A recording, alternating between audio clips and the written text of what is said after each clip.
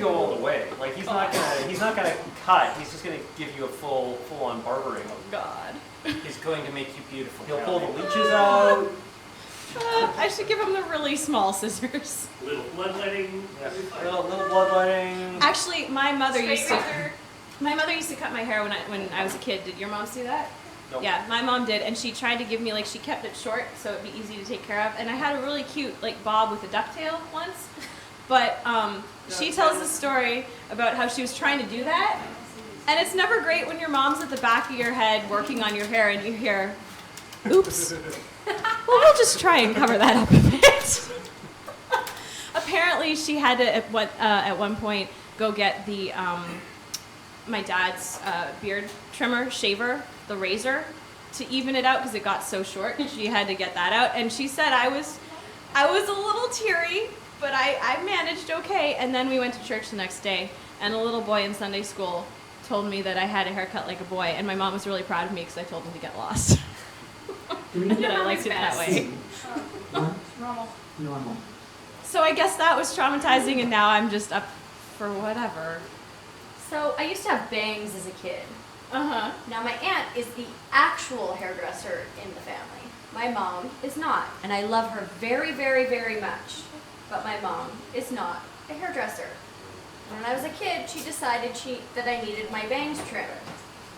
And she decided to use my forehead as the guide to keep the scissors straight. Oh, she forgot how faces aren't flat and symmetrical. I was without an eyebrow for a month.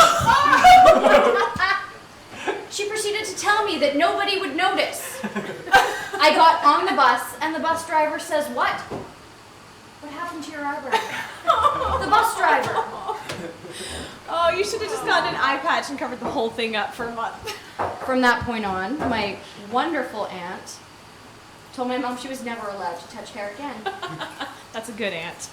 Yeah. I have to say, having had an eye patch earlier this year, there is absolutely the worst thing about having an eye patch.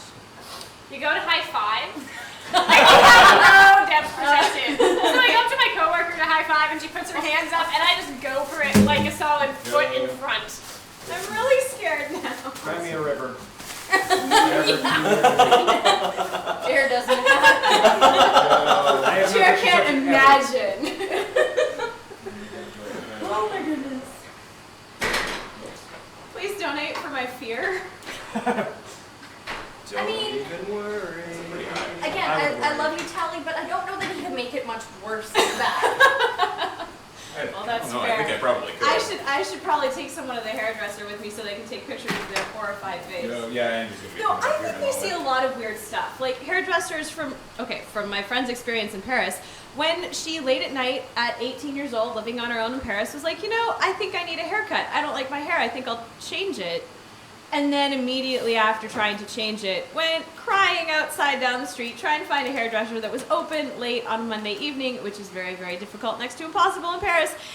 And finally found one that was just closing up, and goes in, and the hairdresser's like, "We're closing," and she just bursts into tears, and the hairdresser looks at her and sees what's happened. It's like, "Oh, honey, I did that once too. Here, sit down, I'll fix it." Oh. So I think hairdressers see that kind of thing. Yes. Most people are probably coming in because they got drunk, and instead of going to tattoo parlor, they made a poor decision with scissors. I did this sober, so that'll be fun to explain.